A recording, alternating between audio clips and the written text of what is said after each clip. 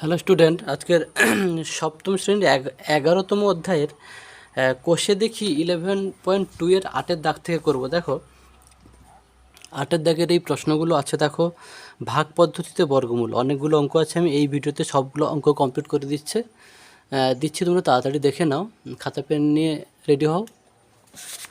দেখো, একদম প্রথম অঙ্কটা আছে 2.56।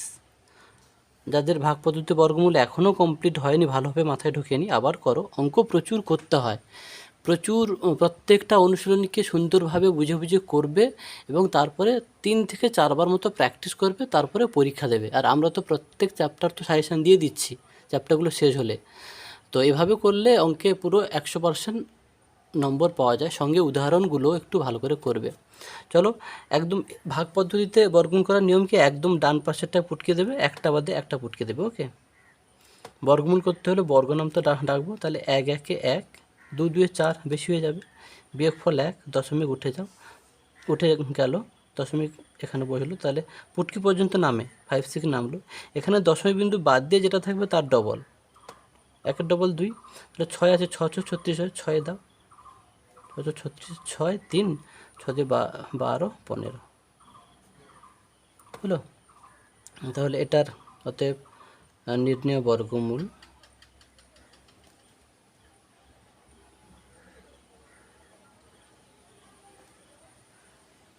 1.6। দ্বিতীয়টা করছি, দেখো 4.84। সেই একদম ডান পাশেরটা দাও, একটা বাদে একটা পুটকি দাও। দেখো 2 2 4 যাবে, বিয়োগফল 2 হবে, হ্যাঁ, দশমিক বিন্দু উঠে যাবে। তারপর পুটকি পর্যন্ত নামবে 8 4, আর এখানে যা থাকবে তার ডবল 4 নাকি। তাহলে এখানে তুমি সেই 2 দাও, 2 যদি দিই, সরি, এটা 2 2 4। ওকে, এটা তো একদম প্রথমটা, 2 2 তো 4 হলো, তাই না? তাহলে এখানে কিছু আর নামছে না। এখানে 2 দিলে এখানে 2 দাও, 2 2 4, 4 2 8। তাহলে অতএব নির্ণেয় বর্গমূল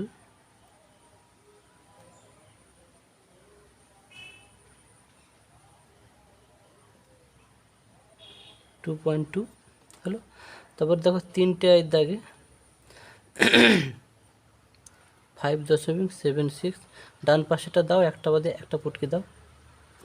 দেখো এই পুটকি পর্যন্ত নামতে রাখতে হয়। তাহলে 2 2 4, 1 বিয়োগফল দশমিক উঠে যায়, নামে কত, পুটকি পর্যন্ত নামে। এখানে যা থাকে দশমিক বিন্দু বাদ দিয়ে যা থাকে তার ডবল বসে 4, তাই তো? তাহলে এখানে যা দেবো এখানে তা দেবো, 4 দাও, 44, 4 দেখো 176। ওকে, তাহলে অতএব নির্ণেয় বর্গমূল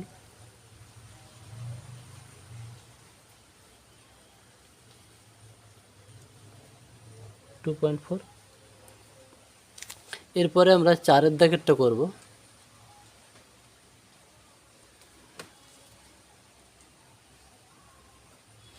IV 6.76, সে ডান পাশেটা দাও, একটা বাদে একটা দাও, পুটকি পর্যন্ত নামতে রাখবো। 2 2 4, 3 3 9 বেশি হয়ে যাবে। তাহলে 2 2 4, বিয়োগফল 2 হলো, দশমিকটা উঠে যাবে, পুটকি পর্যন্ত নামে। তাহলে 7 6 নামলো।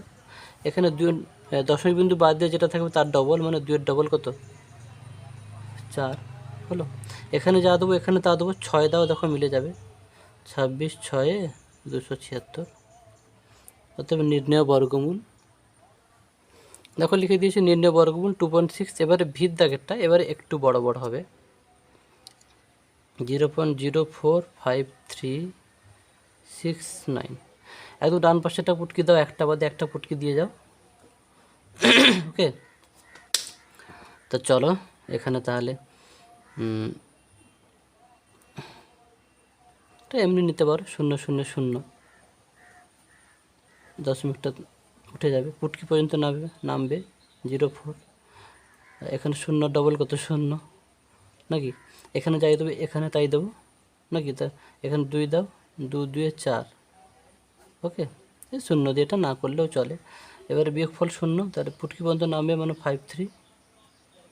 এখানে যা থাকবে তার ডবল, দশমিক বিন্দু বাদ দিয়ে যা থাকবে তার ডবল, তাহলে 4, এখানে 1 দাও, এখানে 1 দাও নাকি, 41 একে 41, বিয়োগফল করো, পুটকি পর্যন্ত নামবে 6 9, এখানে যা থাকবে দশমিক বিন্দু বাদ দিয়ে যা থাকবে তার ডবল, তাহলে 21 ডবল 42, এখানে তুমি যা দেবে 3 দাও, 3 3 9, 3 2 6, 3 4 12, তো অতএব নির্ণয় বর্গমূল এইটা।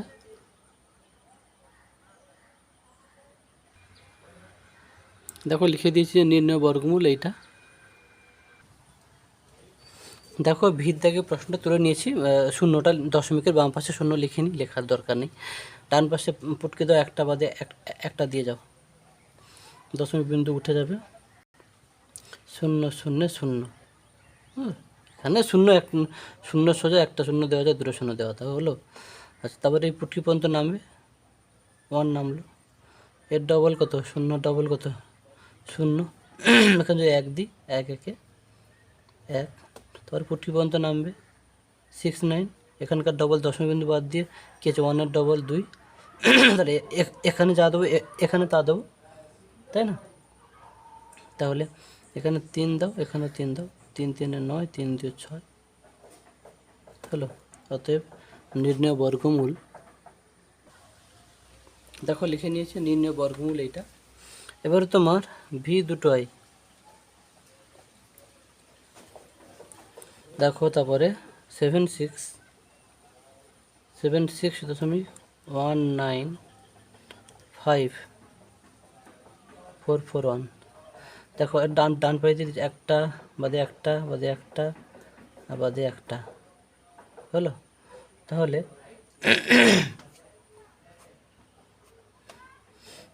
8 8 64 যাবে, বিয়োগফল 2 1, দশমিক বিন্দু উঠে যাবে, পুটকি পর্যন্ত নামবে 1 9, 8 ডবল কত 16, হলো।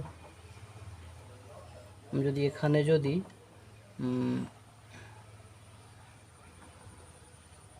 তাহলে ভাবো কততে যাবে, এখানে একটা সংখ্যা দেবো তো, তাহলে মনের মতো এই একটা বাদ দাও, একটা বাদ দাও, হলো। নয়, তাহলে 8-এ যাবে, দেখো 8-এ যদি আমি দেখে নিই একটু, তাহলে 168 8-এ, 28 64 4 6, 8 6 48, 54 54, 4 হাতে রইল 5, আর কি 8 13, 8-এ কিন্তু বেশি হয়ে যাচ্ছে, তাহলে 7-এ দাও, 7-এ আশা করি যাবে, 167 7-এ, 7 7 49, 9 হাতে রইল 4, 742 43 চলে 46 6, 4 7 কে 7 11, তাহলে 7-এ দাও, 7-এ এখানে 7, 11 6 9 0 5, বুঝলি। তারপরে কতদূর নামবে এই পুটকি পর্যন্ত, মানে 5 4, এখানে যা থাকবে তার ডবল, 7 7 14 4 হলে 18 16 17, হলো। তাহলে এবারে কততে যাবে, সেই একই, এর দুটো বাদ দাও, এখানে তো একটা দেবো, তাহলে এর দুটো বাদ দাও, দিয়ে 17 থাকলে এখানে 50 থাকলো, 17 2 14, 17 3 1, তাহলে 2-এ যাবে, 2-এ দাও, 2 2 4, 2 4 8, 2 7 14, 4 হাতে 1, 2 একে 2 1 3, ওকে 0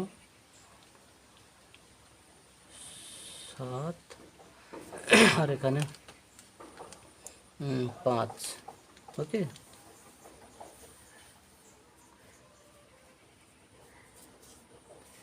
আবার দেখো, তাহলে আবার সেই পুটকি পর্যন্ত নামবে 4 1, এখানে যা থাকবে তার ডবল, 2 ডবল 4, 7 14 4 হাতে 1, 18 16 কে 17, হলো। তাহলে এখানে কততে যাবে সেই দেখো, কততে যাবে ধরবো কীরকম, এর 3টে বাদ দাও, এরও 3টে বাদ দাও, 17 9 9 যেতে পারে, দেখো। তাহলে আমি দেখে নিচ্ছি গুণ করে, দেখো 9 গুণ করে দেখলাম মিলে যাচ্ছে, তাহলে 9 দিচ্ছি, এখানে 9 এখানে 9, তাহলে 15 0 4 1, হলো। তাহলে অতএব নির্ণয় বর্গমূল এটা, অতএব নির্ণয় বর্গমূল এটা 8.729, আর দুটো আছে, দেখো দেখো আমি তারপর পরের অঙ্কটা তুলে নিয়েছি, পুটকিও দিয়ে দিয়েছি। দেখো প্রথমে পুটকি একের উপর এসে তাহলে এক একে এক, পুটকি পর্যন্ত নামতে রাখতে হয়, আবার পুটকি পর্যন্ত নামাতে হয়। ওকে, দেখো এখানে বিয়োগফল 0, তাহলে 70 নামলো। এখানে ডবল যা আছে তাই হবে, তাহলে একের ডবল 2। দেখো এখানে যাই দেবো, এখানে তাই, এখানে 3 দাও, 3-এ যাবে। দেখো 3 3-এ 9, 3 দিয়ে 6, 69। বিয়োগফল 1 হলো, দশমিকটা তুলে দাও। দেখো পুটকি পর্যন্ত নামবে আবার 4 8। এখানে দশমিক বিন্দু বাদ দিয়ে যেটা থাকবে তার ডবল, তাহলে 13 ডবল 26। তাহলে দেখো এবার আমি যদি এখানে সাপোজ কোনো কারণে 1ও দিই, তাহলে এখানেও 1 দেবো, তাহলে 261, একে 261, কিন্তু আছে আমার মাত্র 148।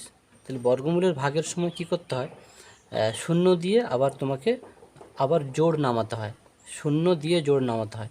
তাহলে দেখো আমি যদি এখানে 0 দিই, এখানেও 0 দেবো, এবারে আমি জোড় নামাতে পারবো, তাহলে আমার 5 নামবে। ওকে, এবারে দেখো এবারে আমি কততে দেবো, সেই একই সিস্টেম, কততে দেবো যদি না ধরতে পারো, এখানে তো একটা সংখ্যা দিতে হবে, এখানে যাই দেবো এখানেও তো তাই দেবো। তাহলে তুমি মনে মনে, আমি ধরো এই 3টে বাদ দিলাম, এরও 3টে বাদ দিলাম, এখানে 2 আছে, এখানে 14 আছে, তাহলে 2 7 14 হয় হিসাব মতো, তাই না? কিন্তু 7-এ যাবে না, 6-এ তোমরা দেখতে পারো, 6-এও যাবে না, 5-এ যাবে। তাহলে 260, তোমরা গুণ করে দেখবে, 6-এ গুণ করবে, 6 যদি না যায় তাহলে 5-এ দেখবে। 2605, 5 দিয়ে গুণ করো, 5 5 25, 2 5 6 30, 5 10 13 হলো। তাহলে দেখো 5ই যাচ্ছে, এখানে 5 দিলাম, এখানেও 5 দিলাম, 5 কত হচ্ছে 130, আর তোমার 25। ওকে, 7, এখানে 4 2, আর এখানে 8 নামলো, এখানে 1। ওকে, এরপরে দেখো সেই আবার আমার এই পুটকি পর্যন্ত নামবে, মানে 49 নামবে। এখানে যেটা থাকলো তার ডবল, 5-এর ডবল 10 1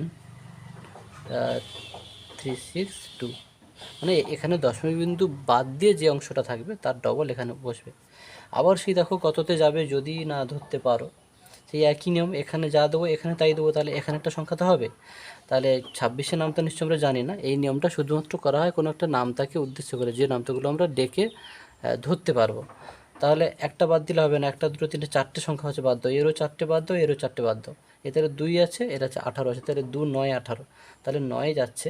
তোমরা দেখে নেবে রাফে, যে 9 যদি না যায় তাহলে 8-এ দেবে, এটা 9 যাবে। এটা যদি আমি 9 দিই, 9 তো যাবে না, আচ্ছা 7-এ যাবে। ওকে, 7-এ তোমরা দেখবে, 9 যাবে না, 8-এ দেখবে, 8-এ না হলে 7-এ। তোমাদের আপে কিন্তু এরকম গুণ করে দেখে নিতে হবে, পরীক্ষা হলে মাস্টার দেখবে কিন্তু ওটা 7-এ, কিন্তু এটাই হচ্ছে। ওকে, আমি দেখে নিয়েছি, তাই গুণ করে দেখালাম না। তাহলে অতএব নির্ণয় বর্গমূল এটাই।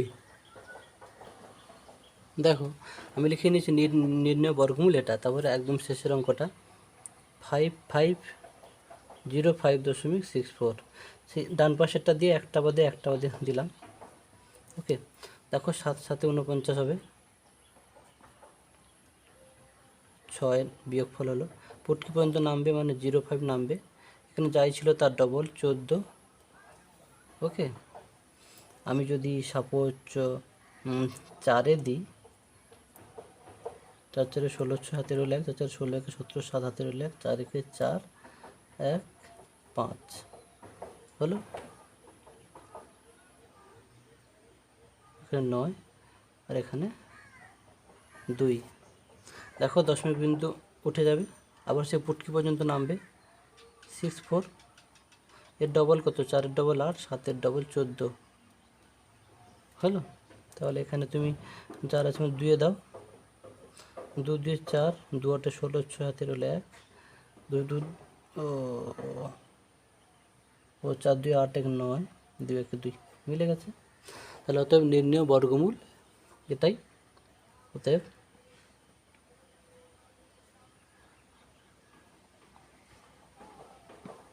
নির্ণেয় বর্গমূল 74.2। যাদের ভাগ পদ্ধতিতে বর্গমূল এখনও সমস্যা ছিল, এই 8-এর দাগের অঙ্কগুলোকে আবার সুন্দর করে বুঝিয়ে দেওয়া হয়েছে। তোমরা কম খাতা নিয়ে খুব শান্ত মস্তিষ্কে বারবার দেখবে আর ভাববে, আশা করি ক্লিয়ার হয়ে যাবে। কারণ এই জিনিসগুলো প্রত্যেকটা জিনিস কিন্তু উঁচু ক্লাসে আছে। অতএব প্রত্যেকটা ক্লাসের জিনিস খুঁটিয়ে খুঁটিয়ে না শিখলে কিন্তু পরবর্তী ক্লাসগুলোতে ভালো নম্বর পাওয়ার জন্য প্রচুর সমস্যা হবে এবং সম্ভব নয়। যার জন্য প্রত্যেক ক্লাসের জিনিস ভালো করে জানতে হবে। ওকে।